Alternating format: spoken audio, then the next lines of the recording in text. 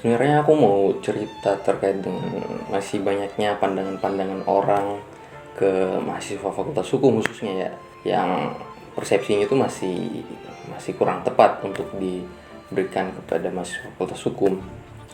Ya, salah satunya kayak semisal contoh yang sangat simpel, ternyata orang-orang menganggap bahwa kalau masuk Fakultas Hukum itu masih perlu untuk menghafal undang-undang atau menghafal pasal yang jumlahnya itu ada ribuan. Ya sebenarnya kalau dari sisi mahasiswa Fakultas Hukum itu sendiri sebenarnya tidak disuruh untuk menghafalkan keseluruhan pasal-pasal itu, namun bagaimana caranya agar kita dapat memahami pasal-pasal tersebut sebenarnya. Jadi tidak keseluruhan dari semua pasal itu bisa atau disuruh untuk dihafalkan. Bayangin aja kalau misal kita mau menghafalkan kitab undang-undang hukum perdata yang jumlahnya ada ribuan, kan tidak masuk akal dan sangat sulit apabila itu dilakukan. Terus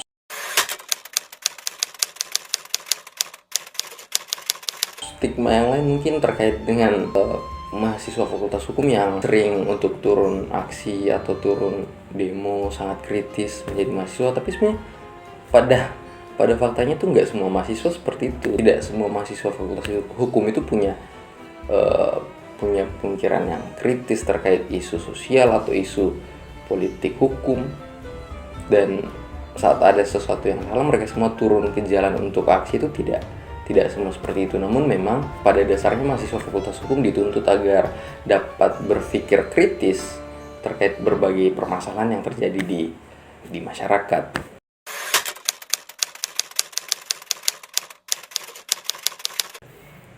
Bagi teman-teman, seharusnya mempunyai atau meningkatkan skill berbicara dan menulis. Ya, kenapa aku bilang penting? Karena profesi-profesi yang nantinya akan digeluti sama teman-teman setelah lulus dari sekolah hukum, ya kurang lebih akan bergelut dengan hal-hal yang seperti itu. Contohnya semisal pengacara, ya kita paham lah bahwa seorang pengacara harus dituntut mempunyai soft skill untuk berretorika yang dengan baik dan benar.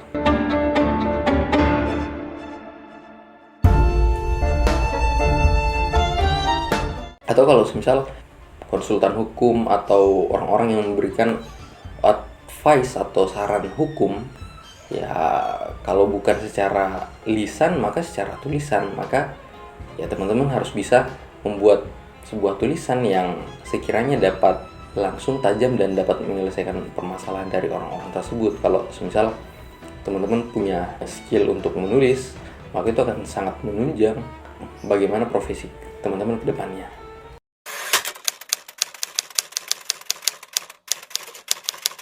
Oh iya, stigma lain yang juga melihat atau stigma yang diberikan masyarakat kepada mahasiswa Fakultas Hukum terkait dengan prospek mahasiswa Fakultas Hukum ke depannya ya.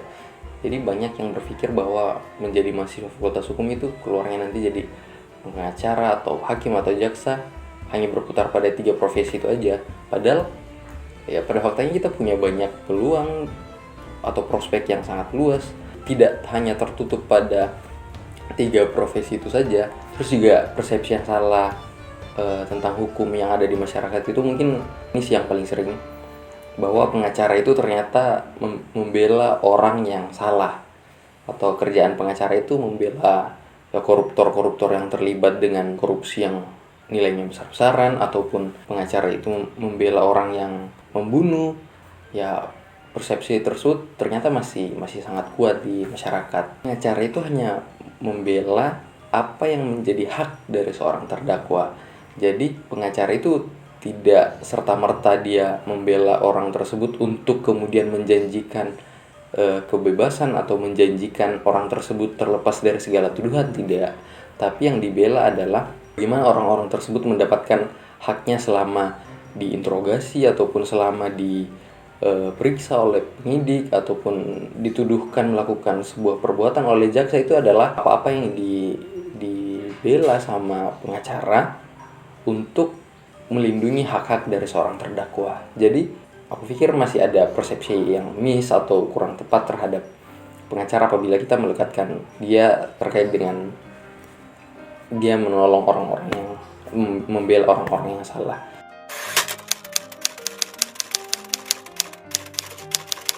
Padahal kalau teman-teman paham sebenarnya menjadi seorang pengacara itu adalah profesi yang sangat mulia, atau bahasa kerennya dia dikatakan sebagai officium nobile.